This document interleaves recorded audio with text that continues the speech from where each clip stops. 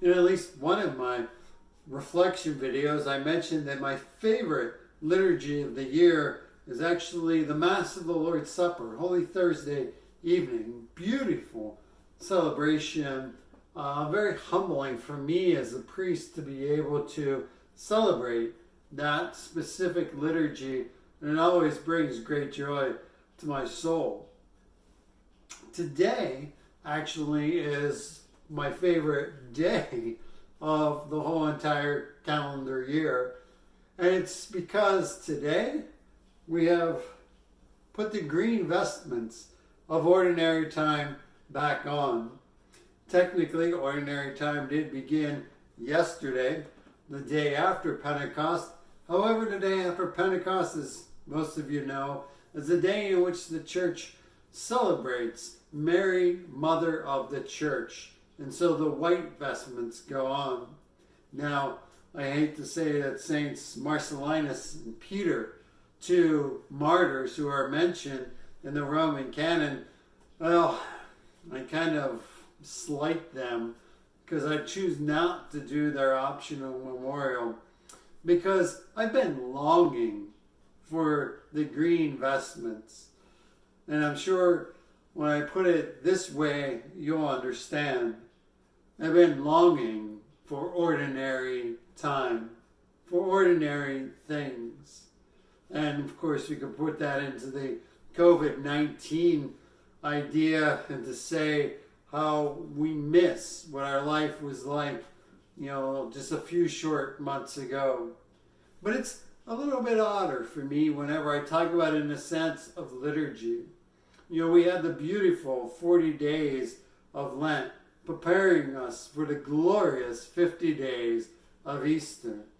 But in these 90 plus days where we have stepped outside of ordinary time, and we have focused on great celebrations and great mysteries of our faith, on the whole salvific history of Christ bringing to us this victory over sin and death. I long for the days where you just put on the green vestments and the Mass is ordinary. It pulls me into that thinking of Saint Therese of Lisieux, that I'm not a great saint. I'm not a person with great mystical powers. What I am is a person who's very small in the world, very small in the church, and I can only do what's right before me, and they are ordinary things. But I can do them with extraordinary love.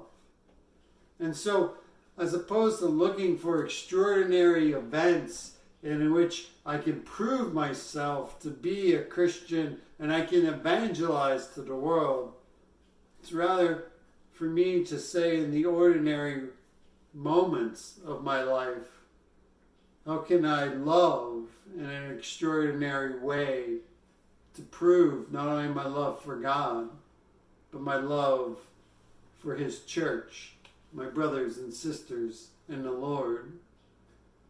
I get sometimes lost in the great celebrations of our liturgy. I get lost and caught up, just longing to return to that small little world of my ordinary life.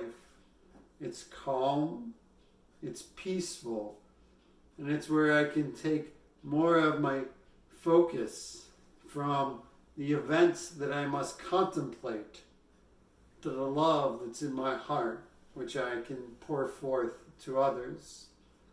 For me, ordinary time is my favorite season of the liturgical year, and most especially that very long stretch of ordinary time following Pentecost, when this year, which goes all the way until November 29th, I believe, a very long stretch of ordinary time.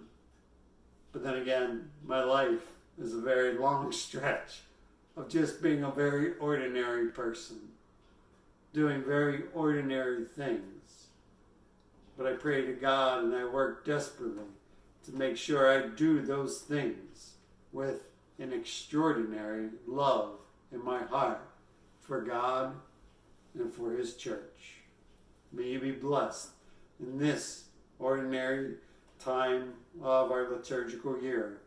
May you be blessed to come back to the things that have made you who you are, and to find great joy in doing those things as you learn to love more fully Christ and His church.